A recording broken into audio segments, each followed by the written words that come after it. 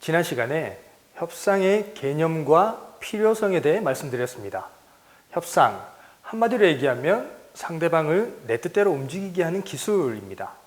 이때 중요한 건 강요가 아니라 스스로 선택하게 해야 한다는 점입니다.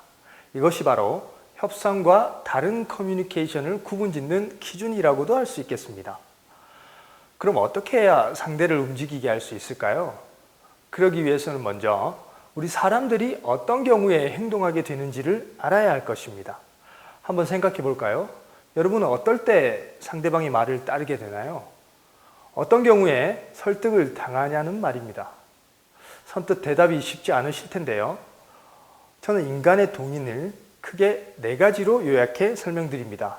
이른바 마음을 움직이는 4가지 열쇠입니다. 첫 번째는 이익이 될 때입니다. 좀 더 엄밀히 말하면 이익이 생길 것 같은 기대감이 들 때 우리는 행동하게 되죠. 어렵지 않게 이해할 수 있는 부분입니다. 예컨대 깎아주더라도 파는 게 더 이익일 때 가격을 양보하게 됩니다. 이익은 줄지만 다른 고객을 몰고 올 것 같을 때, 혹은 이번 계약에서는 손해를 감수하지만 장기적으로 더 큰 이익을 가져다 줄 것 같을 때 상대방의 조건을 수락하는 것입니다. 사업 제안을 할 때나 투자를 유치할 때도 마찬가지일 것입니다. 그들이 얻을 이익을 어필하는 게 기본입니다. 이 말 하나를 기억해 두면 좋습니다. 협상에서 내가 원하는 것을 얻는 가장 확실한 방법은 상대도 원하는 것을 얻게 해주는 것이다. 두 번째는 손실입니다. 상대방의 말을 따르지 않으면 손해가 예상될 때 우리는 움직이게 됩니다. 가장 쉬운 예가 판매죠. 깎아주지 않으면 사지 않을 것 같을 때 가격을 양보하게 됩니다. 자동차나 집을 구할 때도 마찬가지입니다. 지금 결정하지 않으면 팔려버릴 것 같을 때 선뜻 도장을 찍게 되는 것이죠. 회사에서도 마찬가지입니다. 물론 여러분들은 그렇지 않겠습니다만 인사고과에 좋지 않은 영향을 미칠까봐 상사의 말을 잘 따르기도 하죠.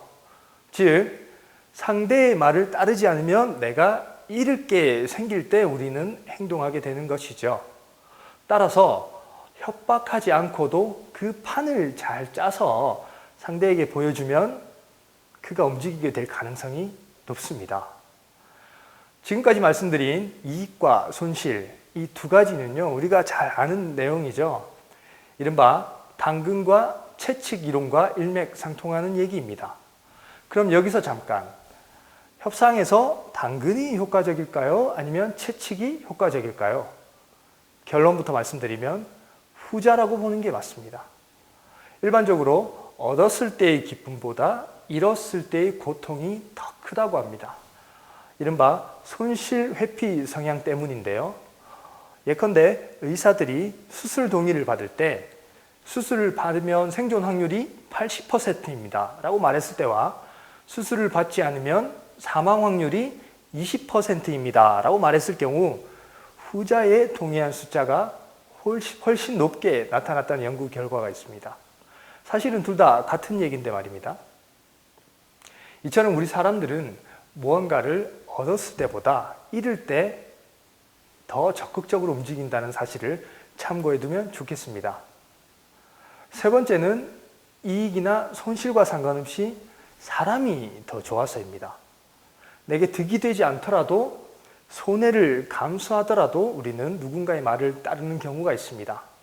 그저 그 사람 말이라면 크게 따져보지도 않고 설득당하게 되는 경우입니다. 그 밑바탕에는 신뢰라는 어마어마한 힘이 깔려있기 때문이죠.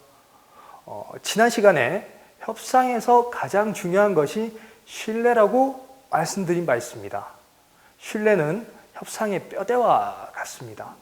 서로 간의 신뢰가 무너지면 아무리 좋은 조건이라도 웬만해선 손잡기 힘들다는 점을 명심해 두어야 합니다. 따라서 평소 좋은 평판과 인품을 쌓는 것이 훌륭한 협상가의 토대라는 말씀을 덧붙입니다. 사람이 움직이게 되는 요인 그 4번째는 가치입니다.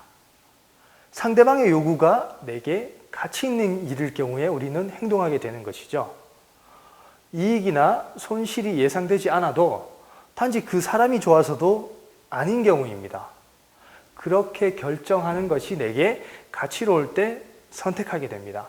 예컨대 봉사와 같은 일들이 그렇습니다. 누군가를 돕는 일은 나에게 가치롭기 때문이죠. 따라서 우리는 상대방이 어디에 가치를 두고 있는지를 사전에 잘 파악해 접근하면 그를 설득하는 데 큰 도움이 됩니다. 지금까지 사람이 움직이게 되는 4가지 요인에 대해 살펴보았습니다. 협상 전략, 협상의 기술이라는 건 결국 이런 요인들에 초점이 맞추어져 있다고 보시면 이해가 쉽습니다. 그리고 상황에 따라 적재적소에 맞는 동인을, 즉 사람이 움직이는 요인을 포착해서 상대를 스스로 움직이게 판을 꾸리는 것이 협상의 핵심입니다.